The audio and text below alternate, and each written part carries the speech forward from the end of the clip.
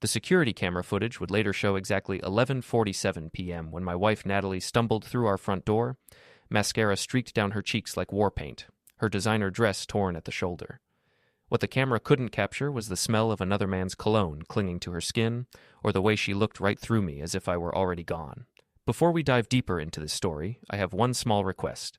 Please subscribe, drop a like, comment, and hit that hype button to boost this channel so more people can discover these incredible Reddit stories. Rough night at the office, I asked from my leather chair, not bothering to look up from my laptop where property listings glowed like tiny promises of escape. She didn't answer, just kicked off her Louboutin heels and padded upstairs, leaving me alone with the bitter taste of realization and a half-empty bottle of bourbon that had become my most reliable companion. My name is James Holloway, and 6 months ago I thought I had everything. A thriving real estate investment business, a beautiful wife who was partner at one of Chicago's most prestigious law firms, and a sprawling house in Winnetka that screamed success to anyone driving past our manicured lawn. I was 43 years old and completely blind to the fact that my perfect life was nothing more than an elaborate stage set, and I was the only one who didn't know the play had already ended. The morning sun streamed through our kitchen's floor-to-ceiling windows as I watched Natalie prepare for another day of what she called saving corporate America from itself. She moved with the precision of someone who had choreographed this routine 1,000 times. Designer coffee mug, protein shake, quick check of her phone that made her lips curl into a smile I hadn't seen directed at me in months. "Don't forget about dinner with the Petersons tonight," she said without looking up from her screen. "Try to wear something that doesn't make you look like you're about to foreclose on someone's grandmother." Classic Natalie. Even her insults came wrapped in silk. "I'll do my best to contain my natural charm," I replied, but she was already gone, her BMW purring out of the driveway like a satisfied cat. The Peterson dinner party was exactly what you'd expect from a couple who owned 3 vacation homes and considered themselves philanthropists because they donated to the opera. 8 people gathered around a table that cost more than most people's cars, discussing property values and private school rankings while a hired server refilled wine glasses with mechanical precision. I found myself seated between Harold Peterson, who made his fortune in medical devices and never let anyone forget it, and Maya Chen, Natalie's best friend since law school. Maya had the kind of sharp features that looked elegant in photographs but predatory in person, and she'd been watching me all evening like I was a particularly interesting specimen under a microscope. "James, you've been quiet tonight," Maya said, her voice carrying that false concern that wealthy women perfected like a second language. "Everything all right with the real estate business?" "Oh, you know how it is," I said, taking a sip of wine that probably cost more per bottle than my first car. "People always need somewhere to live, somewhere to hide, somewhere to start over. It's remarkably consistent." Across the table, Natalie's phone buzzed for the 4th time during dinner. She glanced at it quickly, and I caught the flash of that same smile from the morning, the one that never appeared when she looked at me anymore. "Excuse me," she said, standing gracefully. "Work emergency. You know how it is." She disappeared into the Petersons' study, and I found myself making small talk about interest rates and market trends while my wife conducted whatever business required her to step away from dinner. Maya kept shooting glances toward the study door, and I began to suspect I was the only person at the table who didn't know what kind of emergency required such privacy. 20 minutes later, Natalie returned with slightly mussed hair and an excuse about a client crisis that needed immediate attention. The conversation resumed its predictable pattern of gossip and humble brags, but I noticed Maya watching Natalie with the satisfied expression of someone who just confirmed a particularly juicy piece of information. We drove home in silence, the city lights blurring past as Natalie focused intently on the road ahead. I studied her profile. Still beautiful at 40, still the woman who'd made me believe I was lucky to have won her attention all those years ago. But there was something different now, something cold and calculating that hadn't been there when we'd first met. "Good dinner?" I said finally. She replied, not taking her eyes off the road. "Maya seemed particularly chatty tonight." "She's always chatty. That's why she's good at her job." Maya worked in public relations, which basically meant she was professionally skilled at making lies sound like truth. It was a talent that apparently extended to her personal life. Back home, Natalie disappeared upstairs while I poured myself a scotch and settled into my office. The room was my sanctuary, dark wood paneling, built-in bookshelves filled with real estate guides and investment manuals, and a massive desk where I'd built my business from nothing into something that generated enough money to afford our lifestyle. I opened my laptop and began reviewing the day's property reports when I heard Natalie's voice drifting down from upstairs. She was on the phone again, her tone lower and more intimate than the crisp professional voice she used with clients. He suspects nothing, she was saying. James has always been oblivious to anything that doesn't involve square footage and profit margins. I set down my scotch and moved closer to the stairs, careful to avoid the third step that creaked like a haunted house sound effect. Maya thinks we should wait until after the Hoffman deal closes, Natalie continued. That way the assets will be properly positioned for division. My blood went cold. Asset division. The kind of phrase that only came up in one context. He'll whine like a wounded animal when he realizes what's happening, Natalie laughed, and the sound was nothing like the woman I'd married. But by then it'll be too late. He'll have lost everything that matters. I stood frozen on my own staircase, listening to my wife plan the destruction of my life with someone who clearly wasn't her law partner. The conversation continued for another 10 minutes, covering details about bank accounts, property transfers, and something called positioning for maximum impact that sounded like military strategy. When she finally hung up, I crept back to my office and sat in the dark, staring at the wall where my business licenses hung in neat frames. 20 years of building something from nothing, 20 years of believing I was creating a life worth living, and apparently it was all about to disappear because my wife had decided I was disposable. I opened a new browser window and began researching divorce attorneys, but then stopped. If Natalie thought she was dealing with a wounded animal, she was about to discover that some animals bite back. The next morning, I called my friend Greg Martinez, who ran a construction company and had the kind of practical wisdom that came from working with his hands instead of pushing papers around a desk. "You sound like hell," Greg said when he answered the phone. "I need to ask you about private investigators," I said without preamble. "Jesus, James, what kind of trouble are you in?" "The kind where I need to know exactly what I'm dealing with before I decide how to deal with it." Greg was quiet for a moment. "I know a guy. Ex-cop, very discreet, very thorough. But this isn't the kind of thing you can undo once you start." "I think it's already started," I said. "I'm just catching up to the game." Detective Ray Kowalski looked exactly like what you'd expect from someone who'd spent 20 years with the Chicago PD before going private. Thick shoulders, suspicious eyes, and the kind of mustache that had gone out of style everywhere except police stations. His office was a cramped space above a Polish restaurant, decorated with certificates and photographs that told the story of a career spent dealing with the worst aspects of human nature. "Cheating spouse?" he asked before I'd even sat down. "That obvious?" "You've got the look. Like someone just told you Santa Claus was actually your neighbor Bob wearing a fake beard." He opened a manila folder and clicked a pen. "What makes you think your wife is stepping out?" I told him about the phone calls, the late nights, the way Natalie had started treating me like an inconvenient piece of furniture. Kowalski took notes in the kind of shorthand that suggested he'd heard variations of this story countless times. "Standard surveillance package runs $1,500 for a week," he said when I finished. "That gets you photos, video, detailed reports on her activities. Most cases, that's enough to confirm what you already know." "And if I want more than confirmation?" Kowalski studied me carefully. "Depends what you mean by more." "Financial records, communication logs, a complete picture of what I'm dealing with. That gets more expensive, and more complicated from a legal standpoint." I pulled out my checkbook. "Let's start with complicated and see where it leads." 3 days later, Kowalski called with preliminary results. "Your wife is definitely seeing someone," he said without preamble. "Guy named Eddie Lewis, investment banker at Morrison & Associates. They've been meeting at the Fairmont Hotel downtown, usually Tuesday and Thursday afternoons." My hands tightened on the phone. "How long?" Based on the hotel records I was able to access, at least 4 months, probably longer. 4 months. While I'd been working 16-hour days to close the Hoffman deal, Natalie had been conducting her own business across town. "There's more," Kowalski continued. "Your wife has been moving money. Small amounts, nothing that would trigger automatic reporting, but consistent transfers to accounts that aren't in your name." "What kind of accounts?" "Still working on that. But James, you need to know. She's been meeting with a divorce attorney, Marcus Weinberg at Klein, Weinberg & Associates. They specialize in high-asset divorces." I sat in my car outside a Starbucks, watching normal people go about their normal lives while my world collapsed in real time. Natalie wasn't just cheating. She was planning. This wasn't a moment of weakness or a midlife crisis. This was a calculated campaign to destroy me while maximizing her own position. My phone buzzed with a text from Natalie. "Working late again tonight. Don't wait up." I stared at the message for a long moment, then typed back, "No problem. Take all the time you need."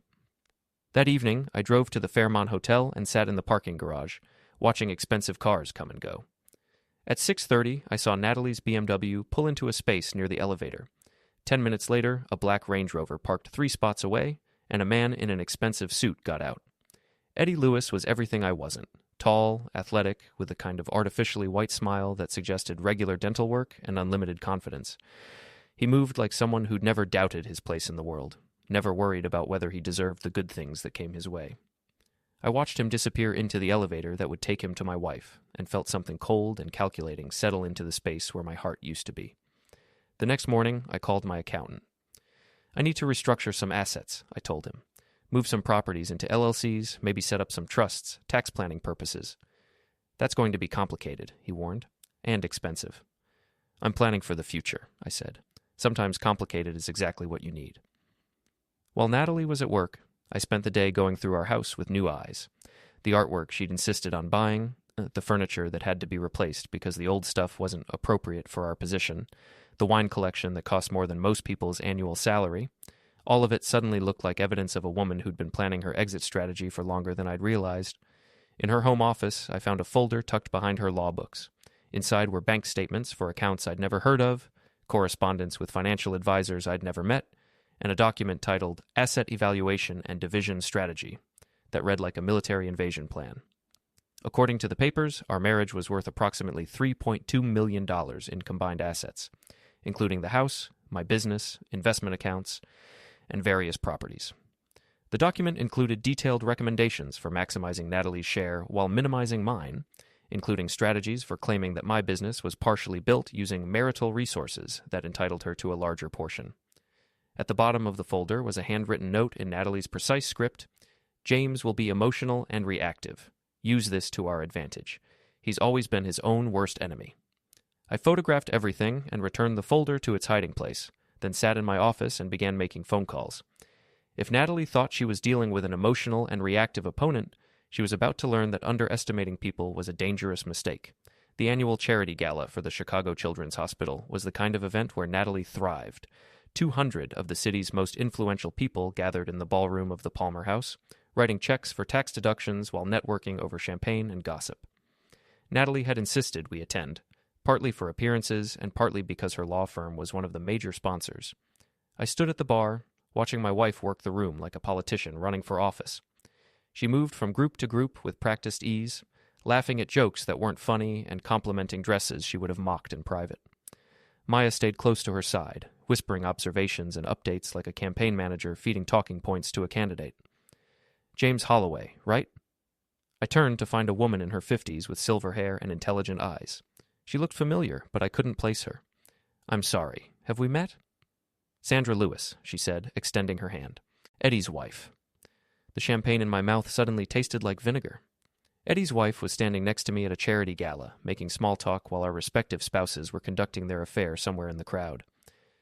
Nice to meet you, I managed. Eddie mentioned he'd been working with your wife on some investment opportunities, Sandra continued, her voice carefully neutral. It's always nice when spouses can collaborate professionally. I studied her face, looking for signs that she knew the truth about her husband's collaboration with Natalie. But Sandra Lewis had the kind of controlled expression that suggested years of practice at hiding her real thoughts. Yes, I said carefully. Natalie's always been very focused on building relationships in the financial sector. I'm sure she has. Sandra's smile never wavered, but something cold flickered behind her eyes.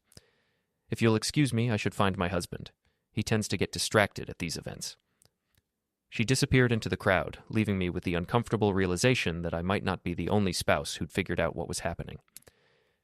An hour later, the evening's program began with a series of speeches from hospital administrators and grateful families. I found myself seated at a table with Natalie, Maya, and several partners from Natalie's law firm. The conversation flowed around topics I had no interest in: upcoming cases, office politics, and speculation about which partners might be considered for the firm's executive committee. James has been so supportive of my career, Natalie said during a lull in the conversation, placing her hand on my arm with practiced affection. Not every husband would be comfortable with the demands of a law practice. It's easy to be supportive when you're married to someone so talented, I replied, matching her tone exactly. Natalie has always been exceptional at getting what she wants. Maya shot me a sharp look, but Natalie just smiled and squeezed my arm.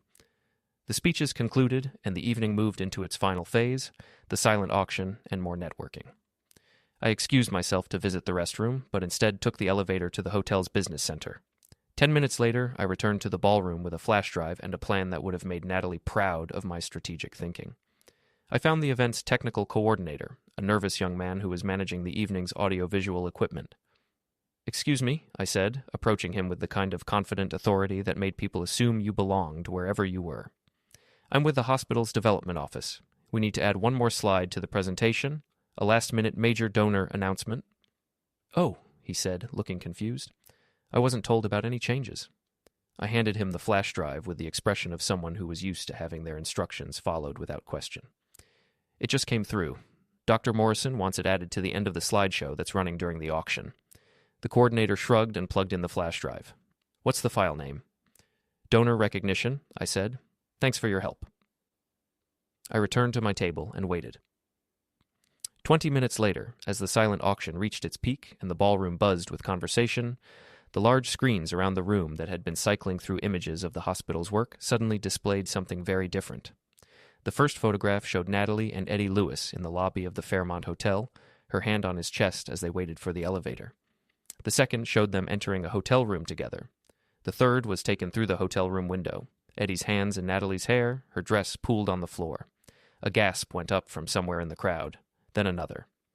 Conversation stopped mid-sentence as people turned to stare at the screens, then at our table, then back at the screens. "Oh my God," someone whispered. Maya grabbed Natalie's arm. "Natalie, we need to leave. Now." But Natalie sat frozen, her face white as paper, watching her private life play out on screens visible to everyone in the ballroom. Eddie Lewis was nowhere to be seen. He'd apparently stepped outside to take a phone call just before the show began.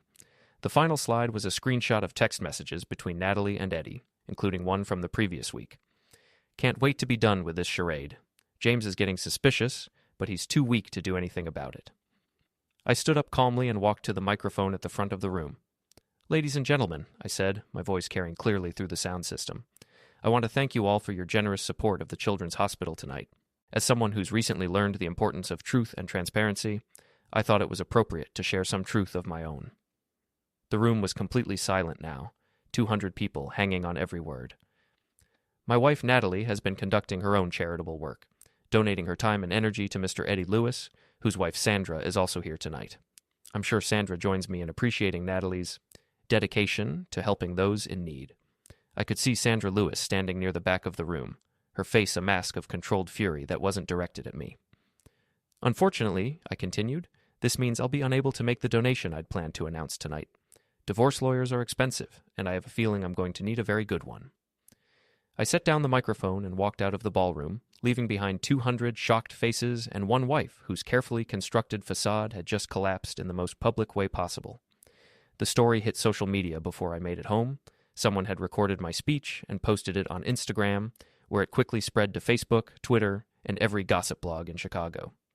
By morning, Dr. Charity Gala Revenge was trending locally, and Natalie's law firm was fielding calls from reporters wanting comment on their partner's very public humiliation.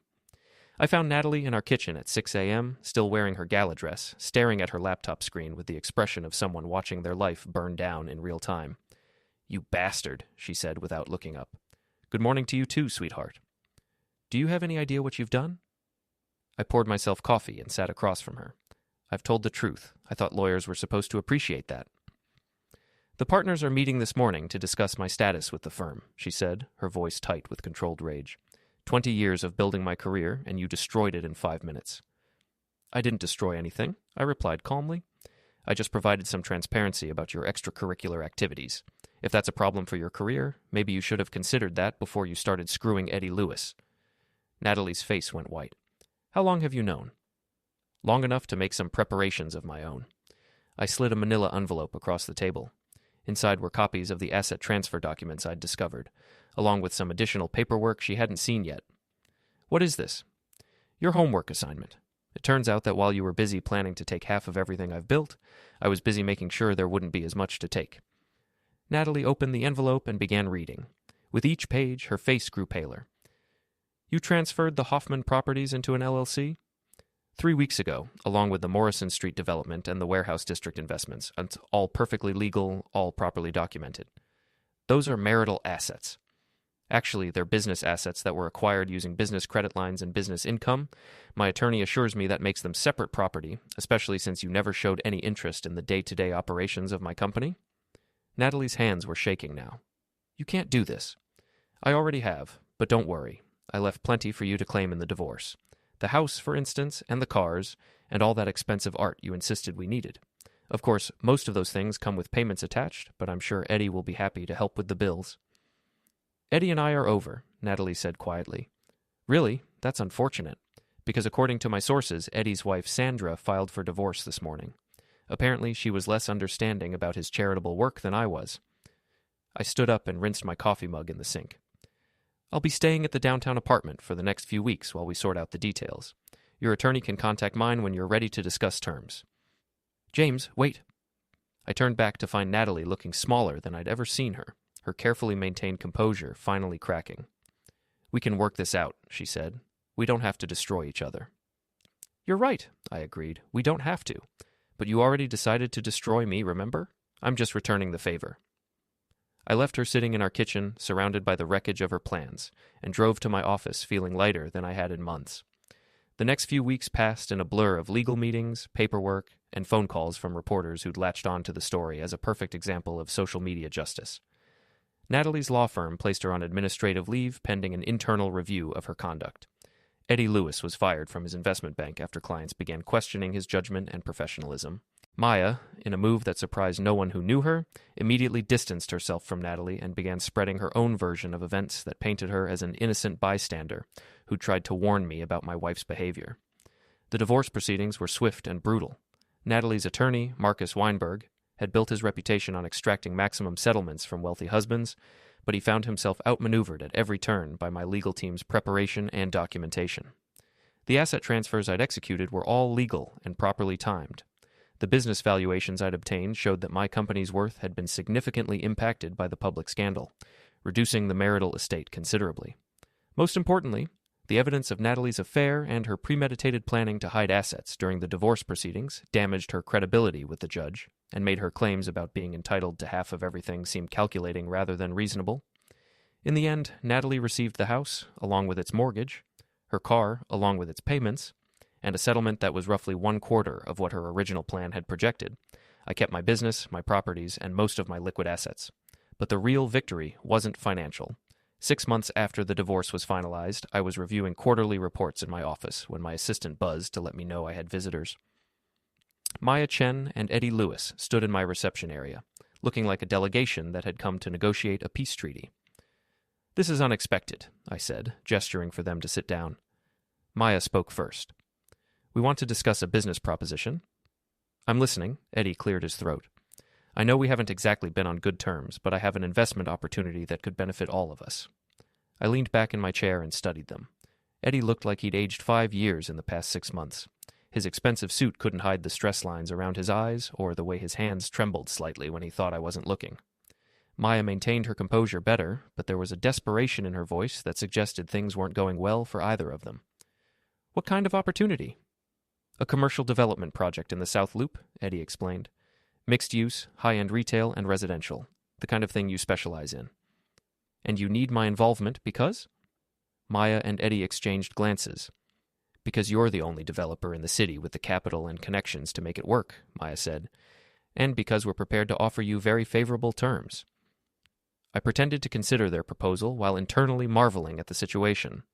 6 months ago, these two had been part of the conspiracy to destroy my life. Now they were sitting in my office, hat in hand, asking me to save their financial futures. I appreciate the offer, I said finally. But I'm not interested in doing business with people I can't trust. James, please, Eddie said. I know I made mistakes. We both did. But this could be a fresh start for everyone. A fresh start? I repeated the phrase slowly. That's interesting, because I've been thinking about fresh starts myself lately. I opened my desk drawer and pulled out a thick folder. You see, after everything that happened with Natalie, I became very interested in understanding exactly who knew what and when they knew it, so I had my investigator do some additional research. Maya's face went pale. James, what are you doing? I'm providing some context for your business proposition. I opened the folder and spread its contents across my desk. For instance, I learned that you, Maya, knew about Natalie's affair for over a year before I found out.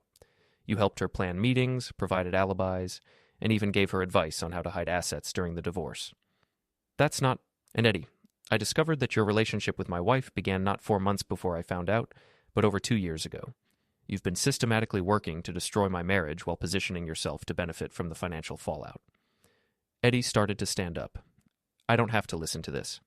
Sit down, I said quietly, and something in my voice made him comply. Because we're just getting to the interesting part. I pulled out a series of photographs and documents. It turns out that your South Loop development project is a fraud. The permits don't exist, the financing is imaginary, and the property you claim to have under contract actually belongs to the city and isn't for sale. Maya's composure finally cracked. How did you... The same way I found out about everything else, by paying attention and asking the right questions. I gathered up the documents and returned them to the folder. You came here hoping to run one final con, to get me to invest in a fake project so you could disappear with whatever money you could extract. It was actually quite clever. We can explain. No need, because I've already explained everything to the FBI's white-collar crime division. They were very interested in your pattern of investment fraud, Eddie. Apparently, I'm not the first person you've tried to scam. The color drained from Eddie's face. You can't prove anything. Actually, I can. See, the beautiful thing about criminals is that they always think they're smarter than everyone else. You kept records, Eddie, emails, financial documents, even recordings of phone calls where you and Maya planned how to manipulate me into investing in your fake project. I stood up and walked to my office door, opening it wide. The FBI will be contacting both of you within the next few days. I suggest you get very good attorneys because you're going to need them. Maya jumped to her feet. James, please, we can work something out. You're right, I said. We can work something out. Here's my offer. You leave my office right now, and I won't have security escort you out in handcuffs. That's the only deal you're getting. They left without another word, Maya practically dragging Eddie toward the elevator. I watched them go, then returned to my desk and picked up the phone. Detective Kowalski, it's James Holloway. Yes, they took the bait perfectly. The recording equipment worked flawlessly. We got everything. 3 days later, Eddie Lewis and Maya Chen were arrested for conspiracy to commit wire fraud. The local news covered their perp walk with the same enthusiasm they'd shown for my charity gala speech, and social media exploded with commentary about karma and justice served cold. But I wasn't finished yet. Epilogue. The last laugh. 1 year later, I stood in the ballroom of the Palmer House, the same room where I'd destroyed Natalie's reputation and ended her affair. But tonight was different. Tonight, I was the guest of honor at the Chicago Real Estate Development Association's annual awards dinner, accepting recognition for the successful completion of the Morrison Street project, the same development that Natalie had tried to claim as marital property. The irony wasn't lost on me. The project that my ex-wife had attempted to steal had become the foundation for the biggest year in my company's history. The publicity from the divorce and the subsequent FBI investigation had actually enhanced my reputation in the business community, where people respected someone who fought back against betrayal and won. Ladies and gentlemen, I said into the microphone, looking out at an audience of Chicago's most successful developers and investors. A year ago, I learned some valuable lessons about trust, loyalty, and the importance of paying attention to the people in your life. I could see Sandra Lewis in the audience, now my business partner in 3 successful developments. She'd proven to be as shrewd an investor as her ex-husband had been a fraud, and our professional relationship had evolved into something that might eventually become personal. Time would tell. I learned that sometimes the people closest to you are the ones planning your destruction, I continued, but I also learned that underestimating someone can be a fatal mistake. The audience laughed, understanding the reference to the very public downfall of Eddie Lewis and Maya Chen, both of whom were currently serving federal sentences for fraud. Tonight, I want to announce the launch of the Holloway Foundation, which will provide legal aid to individuals facing divorce proceedings where one spouse has attempted to hide or fraudulently transfer marital assets. The applause was genuine and sustained. In the back of the room, I spotted a familiar figure, Natalie, looking older and more tired than I remembered, watching from near the exit. She'd lost her law license as part of a plea agreement related to her involvement in Eddie's investment schemes, and according to my sources, she was working as a paralegal at a small firm in the suburbs. Our eyes met across the crowded room, and I raised my wine glass in a small salute. She stared at me for a long moment, then turned and walked out of the ballroom. I finished my speech to another round of applause, accepted congratulations from dozens of colleagues and competitors, and made my way to the bar where Sandra was waiting with a champagne flute and a smile that was nothing like the calculating expressions I'd grown accustomed to during my marriage. "Nice speech," she said. "Very diplomatic." "I've learned the value of diplomacy," I replied. "It's much more effective than revenge." "Is it? Because from where I'm standing, it looks like you got both?" She was right. I'd gotten my revenge against everyone who'd betrayed me, destroyed their plans and their careers, and emerged stronger and more successful than ever. But more importantly, I'd learned to recognize the difference between people who were loyal and people who were simply waiting for the right opportunity to betray you. "You know what the best part is?" I said, taking a sip of champagne and looking around the ballroom filled with people who now treated me with genuine respect rather than polite condescension. "What's that?" They all thought I was just a wounded animal who would whine and cry and eventually give up. They never considered that some animals don't just bite back, they hunt. Sandra laughed, and the sound was warm and genuine and nothing like the cold calculation I'd lived with for so many years. Outside the Palmer House, Chicago sparkled in the night like a city of possibilities. I had my business, my reputation, my future, and the satisfaction of knowing that everyone who'd tried to destroy me had ultimately destroyed themselves. Natalie had been right about one thing. I had been a wounded animal. But she'd made one crucial miscalculation. She'd assumed that wounded meant weak. It turns out that wounded animals who survive learn to be very, very dangerous.